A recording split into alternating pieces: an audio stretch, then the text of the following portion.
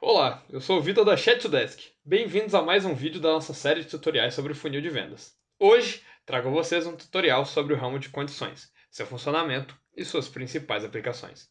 Quem está familiarizado com linguagem de programação, com certeza já usou if, case, switch ou similares. Nossos conhecidos e se. Aos não familiarizados, todos já fizeram um fluxograma, tiveram aquele momento, olha, se isso estiver dessa forma, farei daquele jeito. Ou simplesmente usaram lógica para fazer uma decisão. É assim que nosso ramo de condições vai trabalhar. Para começar nosso trabalho, clicamos em nossa etapa inicial. Dessa vez, vamos deixá-la em branco. Agora, clicamos no botão de ramificação para inserir a nossa primeira condição logo após selecionar o ramo de condições. Vamos nomeá-la condição 1, deixando-a em branco por enquanto.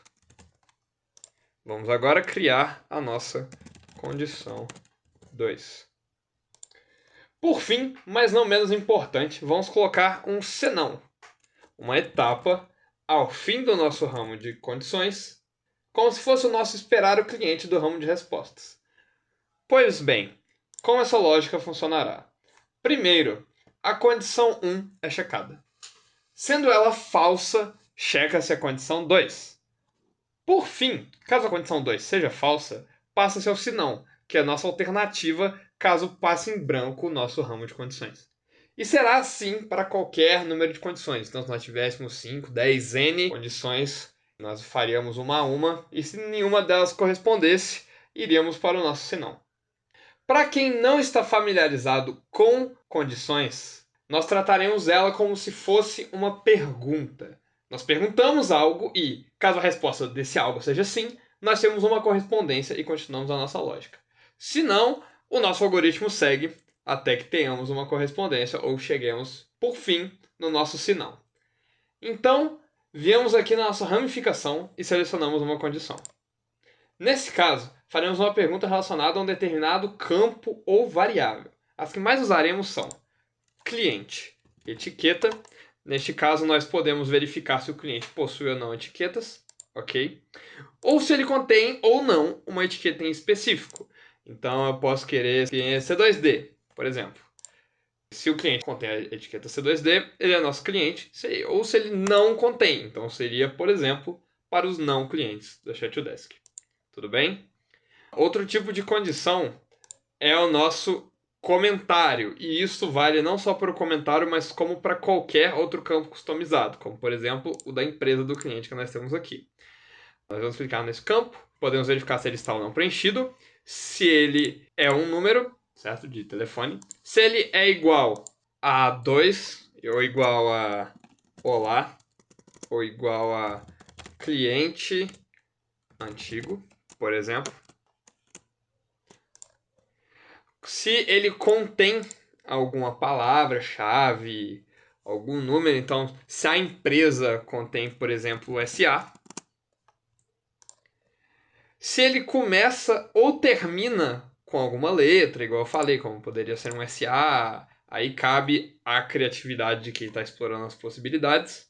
Se ele é maior ou menor que, neste caso, o campo contém um número, se ele é maior ou menor, então, por exemplo, se eu pegasse quantos usuários quer for maior que 5.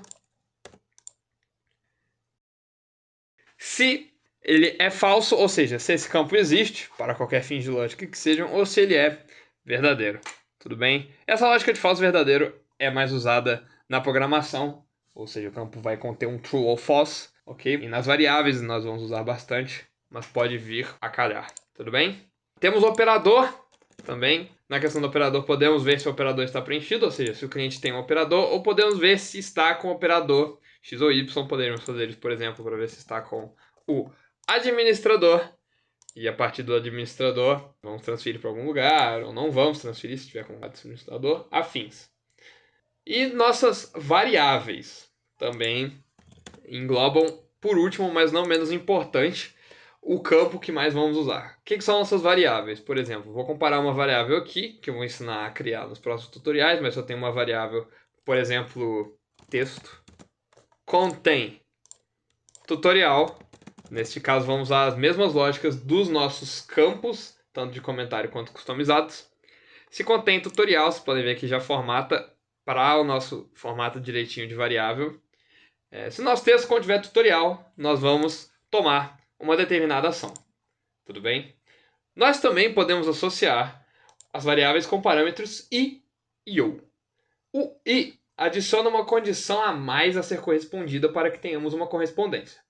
Ou seja, a ramificação só será ativada se todas as condições no nosso i nela passada forem verdadeiras. Exemplo. Nós temos aqui um cliente etiqueta contém C2D e um comentário.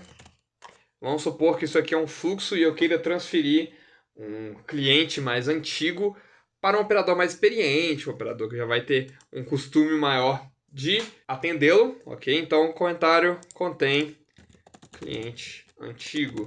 Dessa forma, apenas se fosse um cliente Chat2Desk e ele contivesse o comentário cliente antigo, ele seria transferido, por exemplo, para um operador específico, um setor específico, um grupo específico, receberia de repente uma mensagem de saudações diferente, tudo bem?